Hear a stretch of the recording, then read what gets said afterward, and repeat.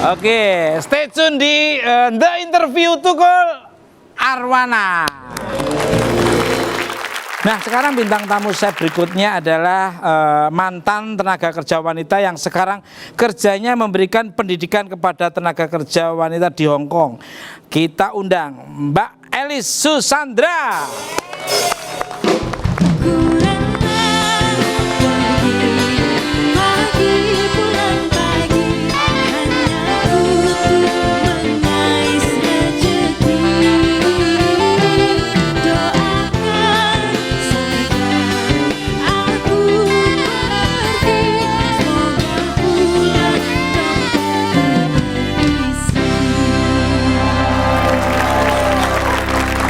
Naik apa mbaknya ke sini? Naik kereta api. Oh, kereta api dinaikin. Di atas apa di dalam? Oh ya tentu saja di dalam lah. Rumangsane penak pora Pak? Oh, pinter bahasa Jawa. Ada namanya Elis, gua pikir Jawa Barat. Nggak taunya Eliswati berarti Jawanya. Naik kereta. Iya. Bayar. Lah iya loh. Lah rumangsane. Lah rumangsane keretane mbae apa Pak? Kok malah ngembah-ngembah ya? Lah kalau nggak bayar gratis nak punya mbah saya. Oh, dulu aku pernah cerita naik kereta api nggak punya duit. Wah, akhirnya ada kan zaman dulu ada itu Pak, gerbong sapi yang apa namanya ngangkut kereta api itu Pak. Ya. Kereta api tadinya jumlahnya 40 itu. Aku naik celung. Wah. Yang jaga tahu ada orang naik diperiksain. Masa gitu sih? Ya, kakinya diliatin. Oh. Ada orang naik ke sapi, naik kereta sapi, tapi kok kakinya sapi semua. Aku naik sapi itu. Begitu turun, jumlah sapinya jadi nambah 41. Oke ya. Ya, Mbak, maaf. Makannya tiap hari berapa kali? Malah kadang-kadang saya lupa makan loh Pak. Lupa makan. Iya. Tuh. Kalau teman saya mah lupa bayar malah.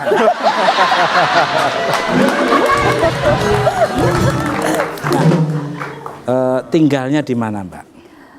Saat ini di Blitar. Blitar. Iya. Itu lagunya Rhoma Irama, Blitar Tua itu. Itu Blitar tua itu. Saya paling senang Blitar itu. Ke Blitar kalau dari Malang itu 3 jam. 1,5 jam. Naik apa? Itu jam setengah itu mesti naik motor pakai jin anting-antingnya 8 di situ.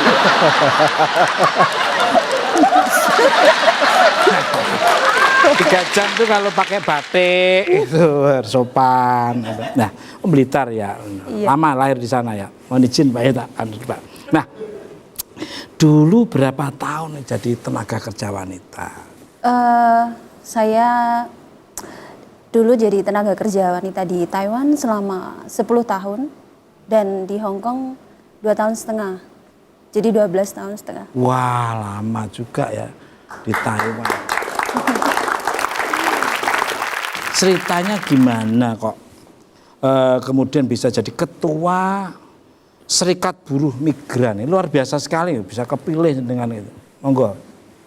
Berawal dari waktu itu saya di Hong Kong 2015. Sebenarnya dulu setelah di Taiwan 10 tahun ya, terus pulang karena pengen menunggu anak di rumah. Ternyata keterdesakan ekonomi ya, akhirnya pengen jadi tenaga kerja lagi dan milih ke Hong Kong. Sudah 2 tahun di Hong Kong, pulang ke sana lagi ternyata mendapatkan majikan yang tidak baik. Ya. Tidak baiknya jangan tidak lihat baiknya saya. begitu. Tidak baik. Ya gini, waktu itu saya mendapatkan Perilaku. permasalahan, persoalan. ya, persoalan di Hong Kong, dan kebetulan sekali itu gak ada yang bisa saya mintain tolong waktu itu. Jadi saya berikan juga pelajaran kepada majikan saya yang biasanya sih teman-teman di Hong Kong ataupun dimanapun sama ya, namanya ngosek WC ikut orang pasti gak ada enaknya itu ya Pak. Tapi saya berikan pelajaran ini kepada majikan saya juga bahwa orang Indonesia itu bukan orang yang bodoh gitu. Jadi majikan yang terakhir ini menganggap kita orang Indonesia orang yang sangat bodoh gitu. Jadi saya diam-diam membiarkan dia memberikan perlakuan buruk kepada saya, dan saya mencari solusi ini bagaimana merubah orang ini tanpa menganggap bahwa orang Indonesia itu kasar atau bagaimana, gitu. Saya disuruh pekerja ini sudah, tapi katanya salah. Sudah itu ya tak suruh kerja balik, rasakno, coba bisa nggak kamu ngerjain sendiri gitu. Lah, karena orang Hongkong itu ya bukan orang Hongkong aja ya, majikan yang dimana-mana pun, kalau kita itu disuruh ini sudah kita kerjakan, tapi kadang kalau moodnya dia nggak pas gitu, dia itu akan marahnya ke kita. Kalau diperlakukan seperti itu terus, terkadang teman-teman merasa tidak nyaman atau bagaimana. Kelama-lamaan karena saya menganggap perlakuan kayak begini nih harus dikasih pelajaran balik kepada majikan ya.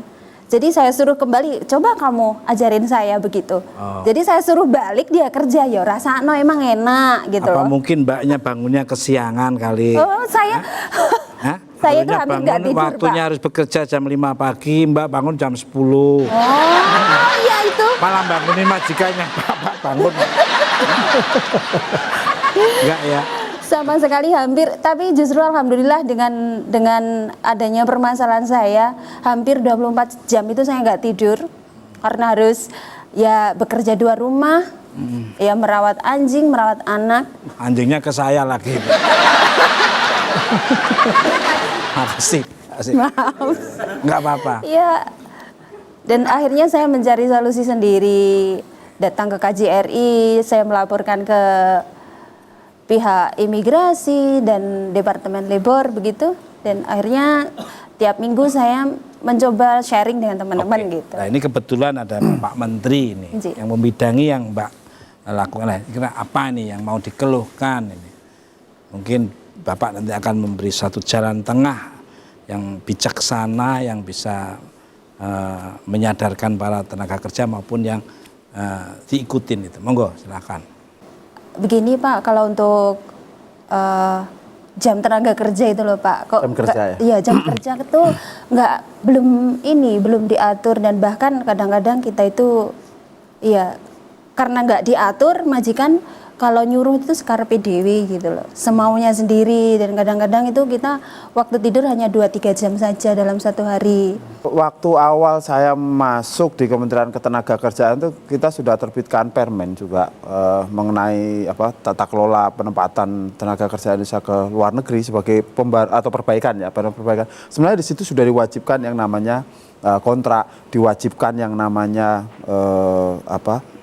jadi untuk pemrosesan tenaga kerja Indonesia itu harus berdasarkan pada kontrak. Bahkan itu model kontraknya juga sudah dibuatkan. Nah, tapi memang implementasi di lapangan ini yang belum semuanya berjalan.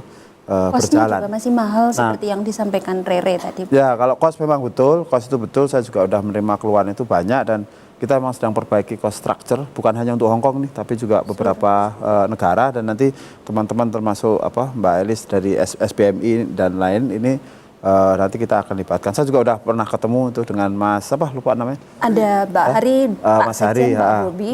Nah kemarin tuh kita juga udah sempat diskusi soal itu, dan pemerintah sangat terbuka menerima masukan dari teman-teman aktivis di buruh migran ini untuk memastikan agar ke depan ini memang tata kelolanya bisa lebih baik. Ternyata ada dari pemerintah, ada swasta dan sendiri ya Pak ya. Iya kayak gitu ya Pak ya. Banyak. Ya Mbak biasanya ikut yang pemerintah apa? Tapi kenyataannya belum bisa ya. Untuk seperti waktu saya di Taiwan dulu itu kalau mau perpanjang itu saya harus pulang dulu, dan nanti dipotong lagi. Kan nanti Pak Menteri kan sudah menyiapkan ide cemerlang tadi kan atas ketenaga kerjaan. Oke, nanti bisa terrealisasi mudah-mudahan ya. Nah, ya, emang yang kejadiannya emang seperti yang disampaikan Mbak Elis. Makanya yang tadi saya sampaikan itu arah dari penataan yang dikehendaki oleh pemerintah ke depan kira-kira.